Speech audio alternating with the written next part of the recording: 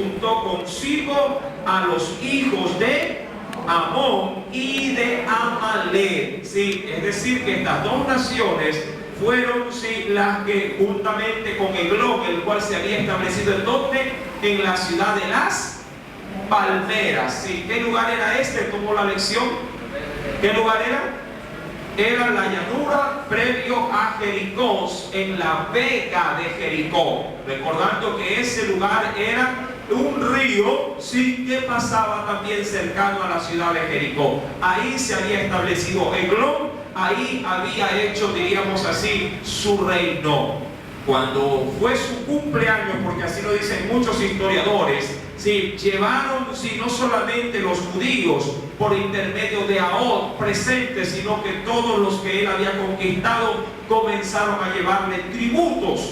Dice la escritura en el versículo número 19 en adelante que Ahod había así escondido, ¿sí?, en su interior, en su cuerpo, un puñal aparentemente diríamos de largo de 40 a 45 centímetros, pero tenía doble filo. La Biblia también dice que Ahod era un hombre zurdo, ¿sí? La escritura menciona que este hombre manipulaba con destreza la mano izquierda, pero en significado un poquito más, diríamos así, más exhaustivo, en el hebreo zurdo, que se la toma de un término llamado iter, ¿sí?, significa imposibilitado de la mano derecha. Es decir, que bien podríamos argumentar que Ahod era minusválido de su mano derecha. Pero sí, a esto el rey sí le provocó de tenerlo de pronto en poco, no darle la mayor importancia y permitirle que pueda ingresar ante su presencia, porque aparentemente Ahod, que había ya salido de la presencia del rey entregando un regalo, él al llegar a un lugar llamado Gilgal se regresó otra vez donde el rey para supuestamente entregarle un mensaje de sus dioses, ya que en Gilgal se encontraba así el culto al dios en este caso de los moabitas. Dice en el versículo número 20 que Ahod le dice: tengo palabra de Dios para ti. Él entonces, ¿qué hace? Se levanta, dice ahí, de la silla. Verso 21. Por su parte, Ahod, dice, alargó su mano izquierda, tomó el puñal de su lado derecho y se lo metió por el vientre. Sí, usted recordará ese texto, que llegó a introducirse tanto el puñal que no solamente cortó la grasa, sino que llegó hasta los intestinos, hasta el punto de que saliera, dice la escritura, el estiércol, ¿verdad? Y ahí nos detuvimos un momento en ese estudio y vimos de la misma manera como la palabra de Dios, el Señor, sí, también la estima como una espada de dos filos, y que también tiene el poder para penetrar, pero no a los intestinos, sino hasta los tuétanos, ¿sí?, hasta los mismos huesos. Ella nos redarguye, ella nos, diríamos así, nos hace ver también todo lo malo que hay en nosotros, y el Señor, sí, diríamos que con su Santo Espíritu la empuja cada día para sacar de nosotros toda la porquería que podría haber dentro, ¿sí? De la misma manera en este rey, el cual era, la Biblia dice, grueso, un hombre obeso, ¿sí?, el Señor ahora por medio de la mano de Ahod habría de darle muerte a ese rey que por 18 años había estado oprimiendo al pueblo de Israel. Pero recuerde esta parte, ¿sí?, el mismo pueblo había ocasionado que Dios lo castigara de esa manera a consecuencia de la idolatría. Y eso usted lo puede corroborar también en Jueces capítulo 2, un texto que lo hemos leído también en reiteradas oportunidades, versículo número 13, el cual dice: dejaron a Jehová y adoraron a Baal, y también adoraron ¿a quién? A Astarot, la cual era la diosa o la esposa de Baal. Sí, a ellos el pueblo de Israel les había rendido culto, y Dios no se hizo esperar para, sí, darles la sanción. Versículo número 23, y vamos a comenzar el estudio con Jueces capítulo 3, verso número 23 en adelante. Y salió Ahod al corredor y cerró tras sí las puertas de la sala y las aseguró con el con el cerrojo. Verso número 24. Cuando él hubo salido, vinieron los siervos del rey, dice ahí, los cuales, viendo las puertas de la sala cerradas, ¿qué dijeron los guardias del palacio? Dijeron, sin duda, él cubre sus pies en la sala de verano. Recuerde usted, mi amado hermano, este término, si esta expresión, ¿qué significaba cubrir los pies? En la Nueva Versión Internacional dice que estaba, si nos vamos a ese mismo texto, que estaba haciendo sus necesidades biológicas. Ese término también ya lo vimos en el primer libro de Samuel. Si me acompaña rápidamente, por favor, en el capítulo 24 del primer libro de Samuel, verso 1 al 3, hay una expresión muy similar a la que vemos en Jueces capítulo 3. Versículo número 24. Primera de Samuel, capítulo 24, verso 1 al 3. ¿Lo tiene? Dice el Señor: cuando Saúl volvió de perseguir a los filisteos, le dieron aviso diciendo: he aquí, David está en el desierto de En-Gadi. Y tomando Saúl 3,000 hombres escogidos de todo Israel, fue en busca de David y de sus hombres por las cumbres de los peñascos de las cabras monteses, es decir, sí, en las montañas más escarpadas. Verso 3. Y cuando llegó a un redil de ovejas en el camino, donde había una cueva, entró Saúl en ella. ¿Para qué entró en esa cueva? Dice ahí, para cubrir sus pies. No que los pies estuviesen descalzos, o él anduviera así como se conocen, sin zapatos, ¿sí? O que hubiese tenido frío ¿sí? Y ahí se entró para abrigarse los pies con alguna manta. No. Este término es un término suavizado, por así decirlo, sí, para poder darle a entender al lector, de acuerdo a las palabras que se usaban en aquel entonces, sí, en referencia para ir al baño. ¿Sí? Mi amado hermano, esa expresión sí implicaba de que Saúl sí había tenido sus necesidades y ingresó a ese lugar oculto. Era una cueva para poder hacer ahí sus necesidades biológicas. Pero lo que él no sabía, que dentro de esa misma cueva se encontraba, en las partes más, diríamos, internas de ella, se encontraba David y también sus soldados. Dice la Biblia ahí, para terminar ese versículo: y David y sus hombres estaban sentados en los rincones de la cueva. Usted dirá, ¿y cómo así no lo vieron? Sí, en este caso, ¿cómo así no lo vio Saúl? En este caso, a los que acompañaban a David y a David mismo. Recuerde que cuando uno sale de un ambiente, por así decirlo, de claridad e ingresa a un lugar de oscuridad, por lo general hay en el hombre una ceguera momentánea hasta que la vista se acople. Sí, en este caso sí, al ambiente en el cual sí uno ya está ingresando. Sí, para muestra un botón, ¿cuántos han frecuentado o han ido a un cine, por ejemplo? Sí, suele pasar que a veces sí, usted ingresa ya cuando la película ha arrancado, sí, todo está oscuro, ¿verdad? El que está sentado y lo ve que usted va ingresando, hasta se le ríe, porque usted va a tienta con el pie, mientras los que están ya ahí pueden ver no digo con claridad, pero pueden ver con mayor facilidad, ¿verdad? Dice, mira que hasta uno se va cayendo. Mi amado hermano, de la misma manera, ¿sí? Este término de cubrir sus pies significaba de que, sí, en este caso los soldados, o en este caso en el versículo número 24, si retrocedemos a Jueces capítulo 3, sí, los que cuidaban del rey pensaron que su rey se encontraba en el baño. Versículo número 24. Ahora, verso 25.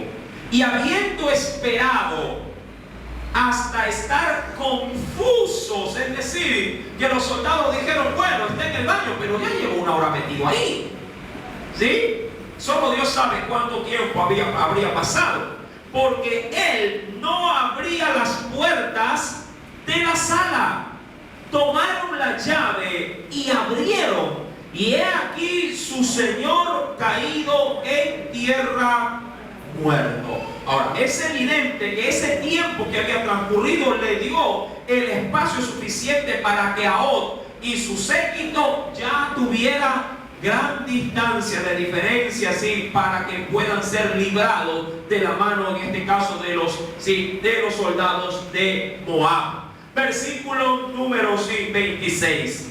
Mas entre tanto que ellos se detuvieron, Ahod escapó, y pasando los ídolos, es decir, que pasando ¿qué lugar? Gilgal, sí, a eso se refiere. Y pasando los ídolos, es decir, pasaron por el territorio de Gilgal, pasando los ídolos, dice ahí, se puso a salvo en un lugar llamado Seirá. Verso 27, léalo por favor.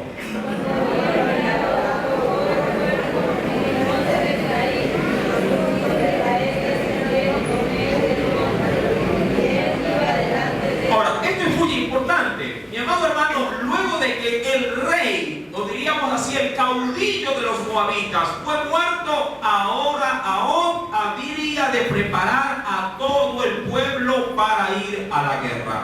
Y es muy importante, mi querido hermano, no solamente, y aquí quiero entrar ya en lección espiritual, no solamente derrumbar o eliminar o quitar, ¿sí?, de la vida, ¿sí?, en este caso de la vida del hombre, aquellos grandes obstáculos que nos pudieran estar haciendo obstáculos para no crecer espiritualmente. Sí, en este caso Ahod no solamente se preocupa de derribar o de matar a ese grueso rey, sino que ha preparado a todo el pueblo, el cual se encontraba ya listo para la batalla, para que también todo el ejército de Israel saliera y combatiera contra el ejército de Moab. Mi amado hermano, la semana pasada que tuvimos mucho, diríamos, que hablar con respecto a matar a estos, no quiero decir gigantes, sino a estas exuberantes, ¿sí?, obstáculos que pueden estar en la vida de un hombre. De la misma manera, usted tiene que darle la importancia no solamente a aquello que lo está perjudicando de manera grande en su vida, sino aún en aquellas pequeñas cosas que también pueden crear, ¿sí?, en su vida un estanco, ¿sí?, espiritual. Mucha gente, mi querido hermano, por simplezas también no avanza en su vida espiritual. Si bien es cierto, cuando hay cosas que se escapan de las manos, cuando hay cosas desproporcionadas, como un rey llamado Eglón, que recuerda el cual era un hombre muy grueso, sí, pueden ser grandes piedras que hay que, sí, evadir o hay que destruir para seguir caminando. También lo es, sí, las cosas más minúsculas o pequeñas. Esas también, mi amado hermano, deben de ser contrarrestadas y combatidas. ¿Cuántas veces, mi querido hermano, una rutina puede detenerte, se me ocurre, en la lectura de la palabra del Señor? Puede detenerte de pronto en tu vida de oración. ¿Cuántas veces estos enemigos tan singulares que se manifiestan en nuestra vida, como la pereza, el cansancio, el sueño, te detiene para que tu vida de oración vaya en aumento? Mi amado hermano, mucha gente se conforma con simplezas espirituales y piensa que haciéndolo así, sí, Dios se encuentra agradado con uno. Y no es así. Por ejemplo, nuestra vida de oración no debe de ir, sí, marcada simplemente a una limitación, se me ocurre, de unos 5, 10 o 15 minutos. Se sobreentiende que en la vida de un creyente estable, sí, la vida de oración debe de ir en aumento. Pregunto, si usted, bueno, ¿cuántos tienen, antes de hacer la referencia, cuántos tienen, sí, tiempo ya trabajando en una institución? Sí, ¿habrá aquí alguien que tenga ya, sí, de pronto sus servicios en una empresa? ¿Sí? ¿Cuántos años tiene? A ver, aquí hay, sí, bueno, una referencia sobre ¿cuántos años tienes de trabajando? 3 años. ¿Alguien que haya tenido un poquito más de años trabajando? Hermano Henry, ¿cuánto? 7 años. Perfecto, lo voy a tomar como referencia. Pregunto, ¿lo que ganaba hace 7 años atrás es lo mismo que lo que gana ahora? Claro que no, ¿verdad? ¿Le alcanzaría ahora lo que ganaba hace 7 años atrás? Si ese salario lo paso al día de hoy, ¿le alcanzaría? Evidentemente que no. Mi querido hermano, de la misma manera en la parte espiritual sucede lo mismo. Mucha gente, mi amado hermano, sí, ha ido disminuyendo con el pasar de los años su intensidad o su búsqueda para con Dios. En vez de ir en aumento para poder fortalecerse más en su vida espiritual, más bien va en un decrecer, no en un crecer, sino en un decrecer, en una disminución. Muchos, de hecho, mi querido hermano, miran el pasado como algo de que gloriarse. Y suelen decir, uy hermano, yo antes oraba con fervor, si yo antes tenía mis tiempos de oración, tenía mi momento, mi espacio de estudio bíblico, y lo hacía pero como que estuviera enamorado del Señor, y hasta cuando lo leía me veía hasta inmerso en el mismo pasaje bíblico. Pero ahora, sí, todo eso se ha desvanecido, o lo que es peor, ha menguado de una manera muy abrupta. Y eso perjudica nuestro crecimiento. Mi amado hermano, cuando vamos a la Escritura, tomando como referencia este libro precioso de Jueces, en el capítulo 3, versículo número, dice ahí 27, cuando había entrado, tocó, dice ahí, el cuerno en el monte de Efraín. Ahora, entendamos esto de acuerdo a la costumbre y las ordenanzas de Dios para el pueblo allá en el Pentateuco. El pueblo de Dios, sí, utilizaba el sonar de un cuerno o de una trompeta para diferentes ocasiones. Una de ellas, y las más importantes, era para llamar al pueblo a las santas convocaciones dentro del tabernáculo. Era de hecho una de las principales, en este caso, herramientas que se utilizaba, el sonar, el ruido de este instrumento para que el pueblo pudiera congregarse en la casa de Dios. Otro también, diríamos así, de los usos que se le daba al cuerno, era para alertarlo en caso de invasión extranjera. Por lo general, las ciudades eran ciudades fortificadas o amuralladas, y los vigías, o lo que se conoce como los atalayas, que estaban en los muros cuidando, sí, desde ese lugar, para que a la distancia ellos pudieran alertar al pueblo. Al sonar del cuerno o de la trompeta, el pueblo se ponía a buen recaudo y se preparaban, en este caso a los ejércitos, para que estuvieran listos para confrontar la batalla. Así también el cuerno, como en este pasaje del versículo número 27, también sí adiestraba o apercibía al ejército para salir directamente a combatir al enemigo. Y eso es lo que acontece en este texto. Cuando vamos al versículo 27, es Ahod quien da la alerta. Cuando había entrado, tocó el cuerno en el monte de Efraín, es decir, en el territorio que le pertenecía a la tribu de Efraín. Y los hijos de Israel descendieron con él del monte, y él iba, como todo buen líder espiritual, ¿dónde iba? A la cola. Iba delante de ellos. Mi amado hermano, Dios le dio, recuerde, la estrategia. Usted ha visto a través de la Escritura, y sobre todo en estos análisis que se han hecho, por ejemplo, en el libro de Josué, cómo Dios a cada confrontación con los enemigos, Dios presentaba su propia estrategia de guerra para poder vencer. En este caso dice el versículo número 27 que ahora descendían del monte e iban a la llanura. Recuerde dónde quedaba en este caso el reino de Eglón. Quedaba en la vega de Jericó, conocido como la ciudad de las palmeras. Versículo número 27. Cuando había entrado, tocó el cuerno en el monte de Efraín, y los hijos de Israel descendieron con él del monte, y él iba delante de ellos. Entonces él les dijo: seguidme, porque Jehová ha entregado, dice ahí, a vuestros enemigos, los moabitas, en vuestras manos. Y descendieron en pos de él, y tomaron los vados del Jordán de Moab, y no dejaron, dice la Biblia, dice ahí, pasar a ninguno. Ahora, recuerde, mi amado hermano, sí, una promesa que Dios había hecho al pueblo. Vayamos, sí, vayamos por favor al libro de Deuteronomio, el quinto libro de la Biblia, libro de Deuteronomio. En el capítulo 28.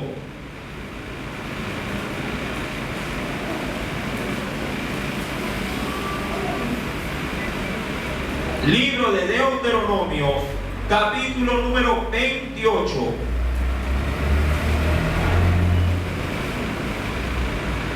¿Lo tiene? Versículo, sí, número 13 y 14.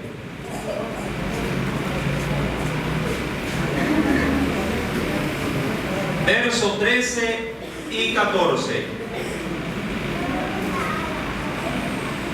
¿Ya lo tiene?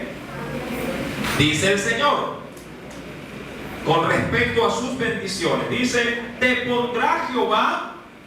¿Cómo iba Od? ¿Al último o a la cabeza? Iba a la cabeza de su ejército.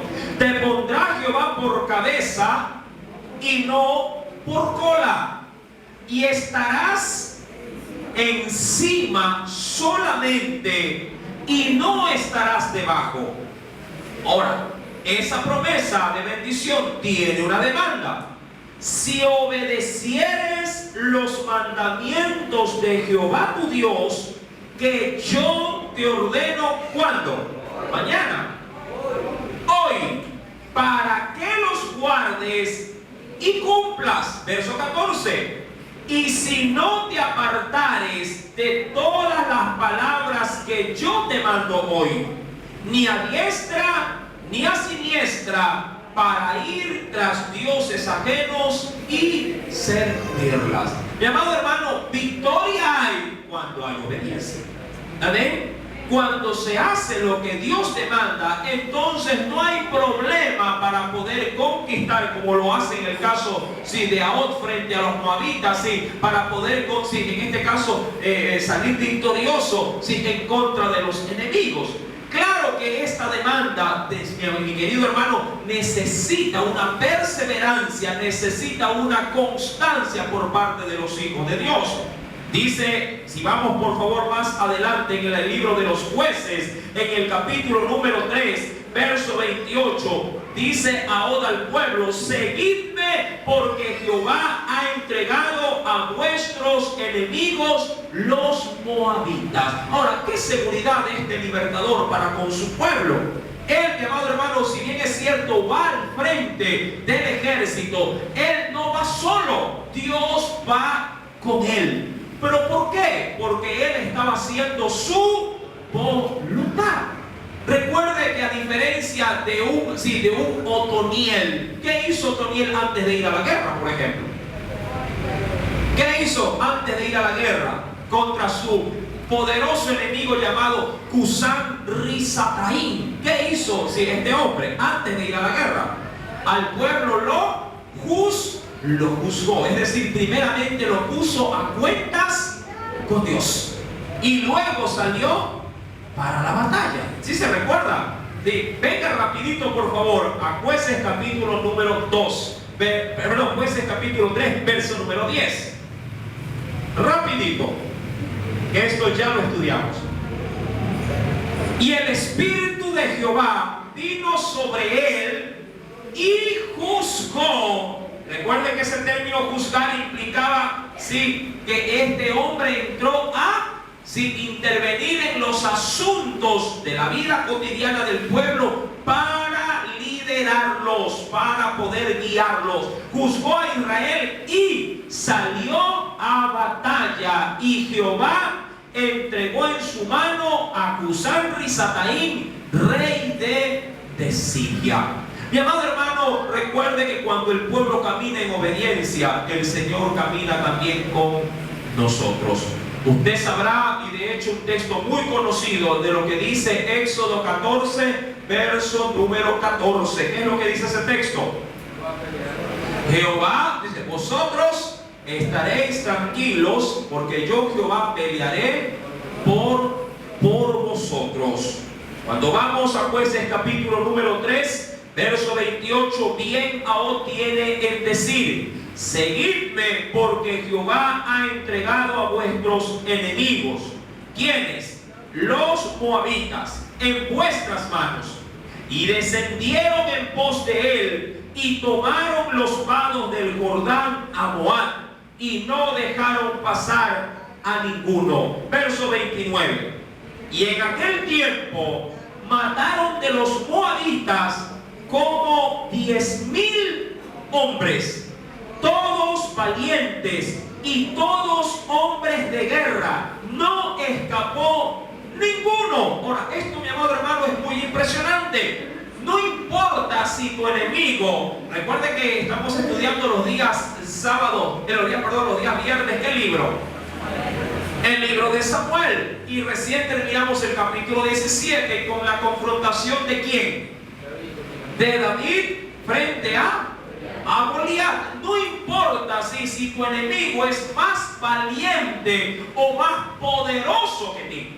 Amén. Debemos de entender que mayor es el que está con nosotros que el que está, como lo dice también en las cartas de Pablo, que el que está en el mundo. Si bien es cierto, un enemigo puede parecer mejor y mayor que tú, no implica de que él te vaya a vencer, siempre y cuando Dios pelee de tu parte. Esa es la clave. Si Dios no está contigo, de seguro todo lo que se te presenta te va a destruir. Mi amado hermano, la Escritura menciona algo que quiero compartir con ustedes en esta mañana. Vayamos por favor al libro de los Salmos.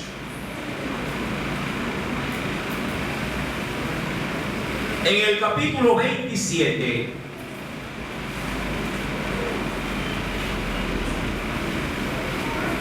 Salmo capítulo número 27.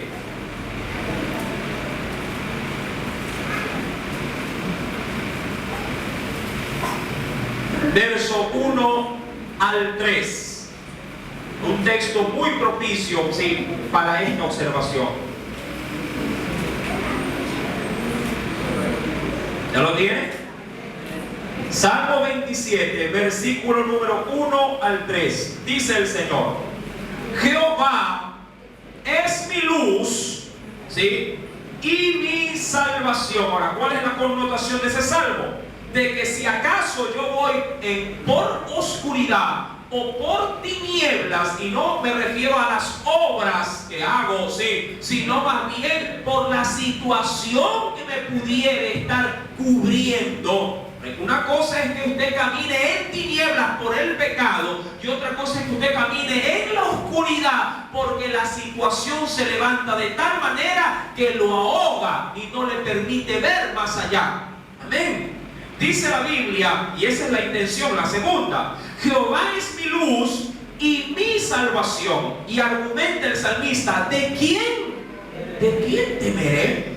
Y es verdad, si usted tiene, como lo dijo ahora, tiene la seguridad de que Dios está con usted, está de su parte, no hay por qué tener temor de nadie ni de nada tampoco. Amén. Pero tiene que estar seguro de que Dios está con usted. ¿Cómo estar seguro de eso? Si tú vives una vida de obediencia al Señor, bien puedes descansar en su presencia. Recuerde que esta palabra es para gente que ya conoce del Señor. Ahora, si Cristo no está en su corazón, pues lo útil sería que le permita a Cristo ingresar primero en su vida para que también pueda disfrutar de su cobertura. Pero para aquellos que ya la tienen, deben de cuidar, como decía Pablo, de esta preciosa salvación con temor y con temblor. ¿Y cómo hago eso? Obedeciendo al Señor. Ahora, dice el texto en el versículo número 1, ¿verdad?, de Salmos 27: Jehová es la fortaleza de mi vida. ¿De quién he de atemorizarme? Cuando se juntaron contra mí los malignos, mis angustiadores y mis enemigos. Ahora, hago ahí un par, ¿sí? Para crear un paréntesis ahí. ¿Qué puede usted observar en ese verso número 2 con esta primera expresión? Cuando se juntaron contra mí los malignos, mis angustiadores y mis enemigos. ¿Qué puede notar en ese texto? ¿Ah? ¿Qué puede considerar? Ahí el texto lo dice. Más allá de ser, todos ellos tienen un denominador común, todos ellos son opositores, pero hay algo mucho más importante todavía ahí. ¿Ah? ¿Ah? Bueno, sí, pero, a ver, ya, pero esa es la segunda parte del verso 2. Estoy en la primera solamente. ¿Qué viene ahí? ¿Ah? Eso, son muchos. En todos los tres aspectos que David logra mencionar, sí, él puede observar que siempre contra un justo hay muchos pecadores que van en contra. Mírenlo como menciona el texto. Sí, los dice ahí, los malignos, y mire que todo está en plural, mis angustiadores y mis enemigos. Mi amado hermano, es que el que anda prudentemente en el mundo encontrará muchas adversidades, sean estas situaciones o sean estas personas las que le resistan a usted. ¿Usted no se ha dado cuenta cómo de pronto, conduciéndose de una manera pertinente en un trabajo, cómo todos los demás le miran mal, le envidian y hasta le quieren serruchar el piso?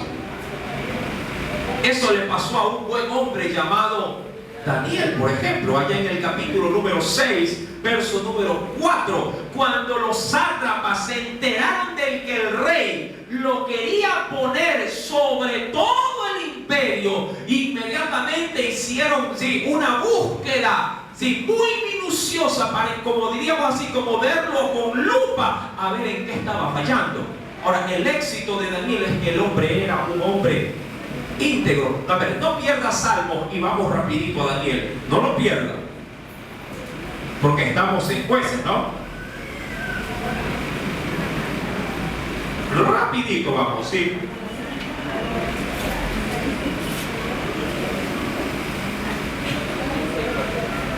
Desde el 3 leamos. Daniel 6, versos 3 y 4. Siempre el contexto ayuda a dar claridad, ¿sí?, a la enseñanza. Mire, pero Daniel mismo, verso 3, pero Daniel mismo era superior a estos. ¿Quiénes? Sátrapas, sí, diríamos ministros, que eso es lo que significa, sátrapas, gobernadores, porque había en él, ¿qué es lo que había en él? Un espíritu superior. Ahora, en nosotros no hay un espíritu superior, en nosotros está el Espíritu Santo, que sí, diríamos que es el todo, sí, del Señor, pero en nosotros. Verso número 3, sí, había en él un espíritu superior. Y el rey, mire, ¿qué hizo el rey?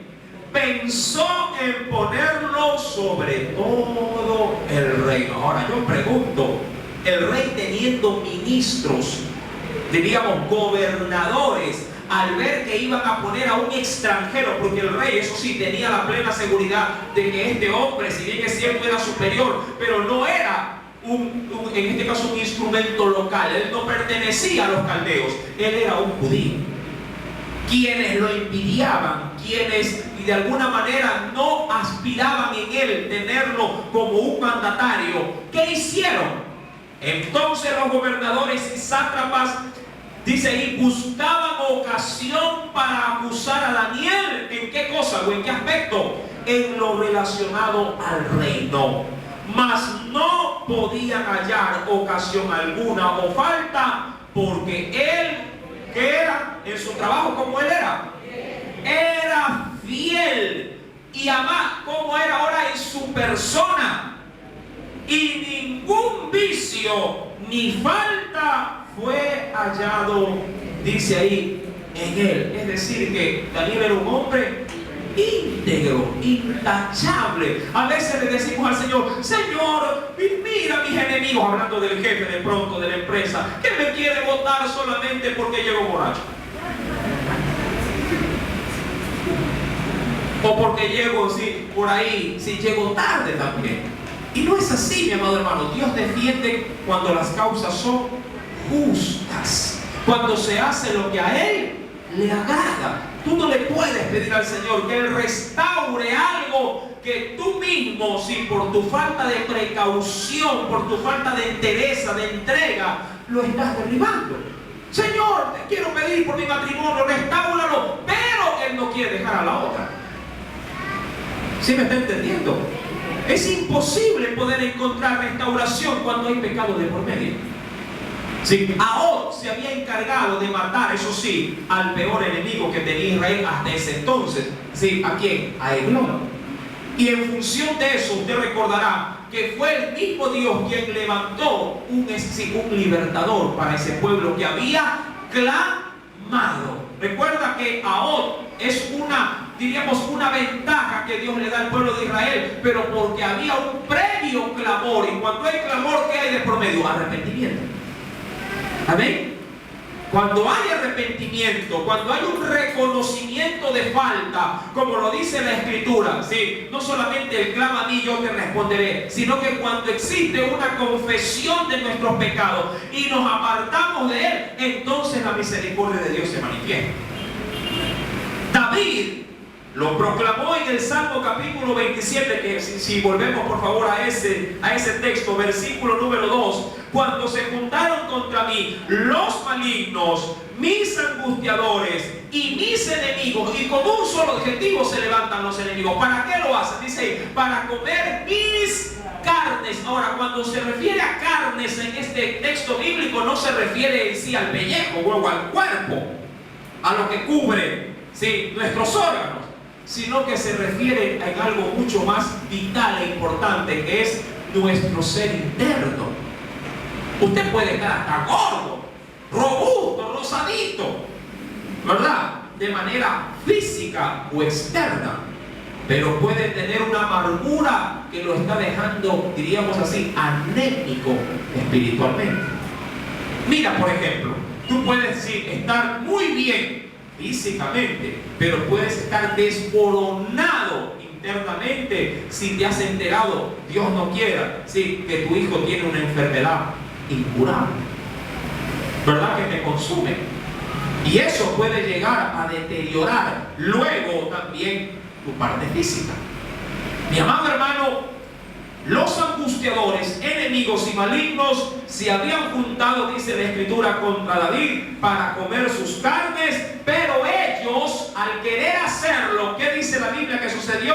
Tropezaron y cayeron. Ahora, David podía darse abasto para poder pelear contra todos. No, Dios defendía a David. Y termino con el verso 3 del Salmo, donde dice: aunque un ejército acampe contra mí, no temerá mi corazón. Aunque contra mí se levante guerra, dice, yo estaré. Ojo, el confiarse no significa en el despreocuparse. Aquí hay que hacer una preciosa separación. ¿Sí? Mucha gente dice: hermano, yo confío en el Señor, que nada va a pasar con mis hijos, ¿verdad? ¿Cuántos tienen esa confianza? ¿Verdad? Pero mi confianza en Dios no debe de ir asociada con mi falta de responsabilidad y entereza que debo de tener en ese mismo Dios que me ha dicho que yo confío. Es decir, que cuando yo manifiesto de que mis hijos están en las manos de Dios, no por eso yo a ellos no les insto a que busquen del Señor, a que vengan a la iglesia, a que lean la Biblia, a que oren, es decir, a que ellos también puedan crear en su vida el mismo vínculo que yo tengo con Él. ¿Sí me está entendiendo? Por eso es que es a veces muy preocupante no solamente el escuchar, sino el ver cómo ciertos padres o madres, sí, de una manera muy irresponsable dicen: no, mis hijos yo ya los entregué en las manos de Dios y yo ya no les digo nada, porque confío en Dios que están en sus manos. A ver, Dios te los ha dado en tus manos. Amén. Y Él te pedirá cuenta de lo que tú haces con ellos. Yo los deposito en las manos de Dios para que Él bendiga el trabajo que yo hago con ellos. ¿No ve que Él añade bendición a lo que hago con mis manos? Yo no digo: Señor, yo confío, por ejemplo, un agricultor, yo confío que en este territorio sí van a salir arroz, va a salir papa, pero no lo voy a sembrar. Pero confío de que Él va a proveer. No. Yo tengo que ir con la semilla, tengo que arar el campo, tengo que sudar, tengo que trabajar, y confío que lo que yo he hecho en mi limitación, Dios lo va a bendecir y la semilla va a dar su fruto en su debido tiempo. ¿Sí me está entendiendo? Tú no puedes tampoco con tu propia vida espiritual despreocuparte y decir: yo confío en Dios que el día de mañana voy a ser mejor cristiano y por eso me acuesto a dormir y no voy a orar, porque yo confío que Él me va a hacer orar. No. Aquí hay una demanda. Así como hay una promesa de bendición, toda promesa más allá de la salvación para nosotros tiene una demanda. Recuerde que la salvación es gratuita. Eso sí te salió gratis a ti, pero no al Señor. El Señor pagó un precio también por la salvación, ¿verdad? Sí, dio a su Hijo, lo que más amaba. A nosotros nos salió gratis. Pero el guardar de esta preciosa salvación tiene demandas. Tiene, mi querido hermano, de parte de nosotros, sí, muchas responsabilidades. Cuando volvemos al libro de los Jueces, que es el texto que hemos tomado, capítulo número 3, Jueces, capítulo número 3, versículo número 29. En aquel tiempo, recuerde esto, mataron de los moabitas, ¿a cuántos? Como a 10,000 hombres. Y esos 10,000 hombres no eran cualquiera. La Biblia lo resalta, porque recuerde que ese ejército, ¿cuánto tiempo había tenido subyugado a Israel? ¿Cuántos años? 18 años. Amén. A veces así también pasa con nosotros. Pecados o concupiscencias que lo tienen esclavizado, no solamente por 18 años, a veces toda la vida. Y yo he mencionado esto en muchas enseñanzas. Sí, falta de perdón, rencor que uno guarda en el corazón, que lo tiene, mi amado hermano, como espina atravesada en el alma, toda una vida sin perdonar, toda una vida sin restaurar su relación de pronto con un padre, con una madre, con un sobrino, con un primo, con un amigo. No lo pasa, pero le debe de pasar. A veces actuamos de una manera muy desatinada como hijos de Dios. Amamos a quienes nos aman solamente. Recuerde que en la ley de Cristo el amor se hace grande cuando se lo hace de manera muy especial con nuestros enemigos. Oh, yo amo a mi amigo o a mi amiga porque ella me entiende, porque ella me escucha, porque ella me ayuda, ella siempre está ahí para poder socorrerme. ¿Cómo la amo? Y está bien. Pero cuando se refiere a alguien que, diríamos, no te ha prestado ayuda, cuando has querido buscarla, más bien hasta te han torcido el rostro, a ella yo no, yo a ella la desprecio. Pueden ir todos, menos ella. Puede invitar a comer a todos, menos a ella. Cuando, ¿qué dice el Señor en su palabra? Si quieres hacer banquete, invita a los que tú sabes que no te lo van a poder devolver. Porque así Dios también nos ha enseñado, haciendo llover sobre buenos. Imagínate si Dios solamente da de su bendición a los que le buscan y no se la da a los que no le buscan. Que Dios dé su oxígeno solamente a sus hijos, a los otros que se mueran. Mas sin embargo, mi amado hermano, la bendición del Señor si bien es cierto, la tiene abierta para todo el mundo, sus bendiciones espirituales son para los que le buscan. Dice el texto en el versículo 29, mataron a 10,000 hombres, sí, todos valientes y todos hombres de guerra. Pero sin embargo, ¿qué dice el Señor en el verso 29? No escapó ninguno. Ahora, el contexto no lo dice, pero se sobreentiende de que los enemigos de Israel presentaron dura batalla antes de ser eliminados. Una cosa es pelear con un débil, otra cosa es ponerse a pelear con alguien valiente, fuerte. ¿Verdad que sí? Y hay cosas que pueden estar enraizadas en tu vida que no van a querer salir de tu corazón, que se pueden presentar como cosas, diríamos, a nuestra vista, imposibles de quitar. Pero mayor, dice el Señor en su palabra, es el que está con nosotros que el que pudiera estar aún prendido, metido o incrustado en tu propio corazón. Amén. A veces, mi amado hermano, hay tendencias, no quiero tanto referirme a lo de afuera, sino a nuestras propias luchas espirituales, ¿sí? En nuestras propias guerras y batallas que también nos dan dura tarea que hacer. Mi amado hermano, versículo número 29 dice que todos eran valientes, todos eran hombres de guerra, pero no escapó ninguno. Verso número 30. Así fue subyugado. ¿De quién?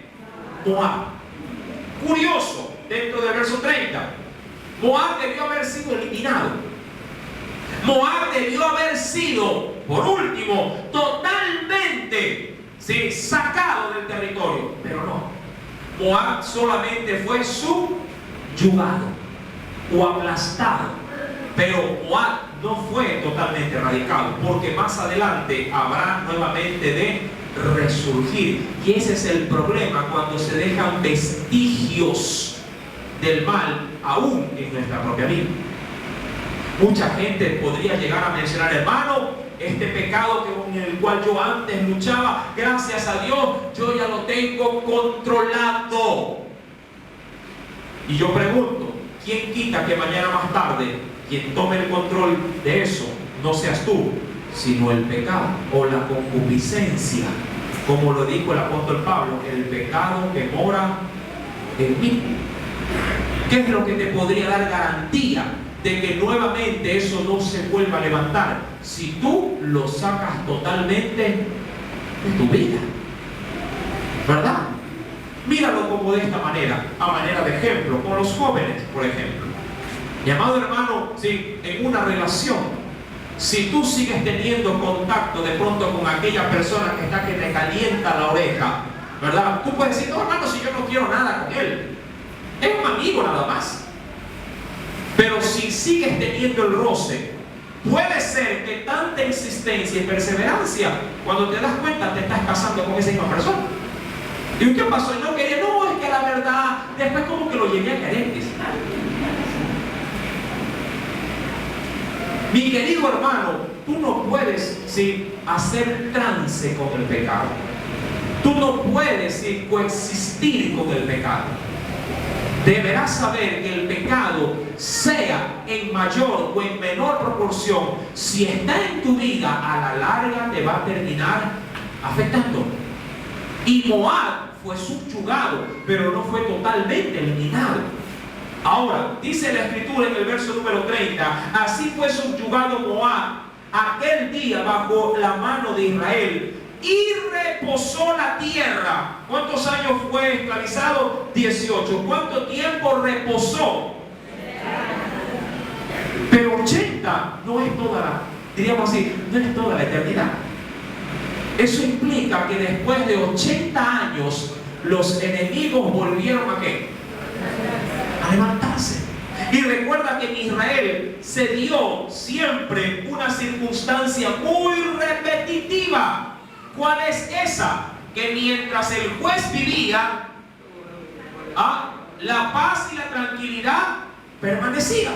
Pero muerto el juez, volvía a resurgir en este caso, sí, el mal y el abandono de parte del pueblo.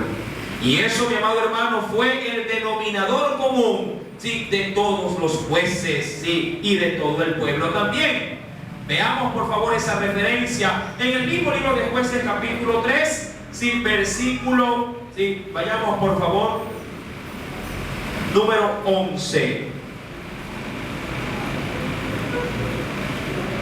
Dice ahí: y reposó la tierra 40 años y murió, en ese sentido, otro juez, ¿no? Otoniel, el primer juez, hijo de Cenaz. Verso 12, ¿qué pasó cuando murió el juez? Volvieron los hijos de Israel a hacer lo malo ante los ojos de Jehová.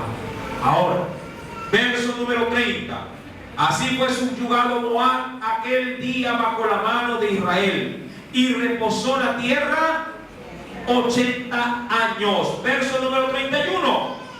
Después de él fue Sangar, hijo de Anat, el cual mató a 600 hombres de los filisteos con una aguijada de bueyes, y él también salvó a Israel. Quisiera saber quién es Sangar y cómo así este libertador, sí, da o trae salvación por medio de un instrumento tan peculiar como lo es una aguijada. ¿De qué dice la Escritura? De buey. De eso lo estaremos analizando juntamente con Débora y Barak el próximo día domingo, con la ayuda del Espíritu Santo. Amén. Pero si el Señor te habló en esta mañana, ríndele una fuerte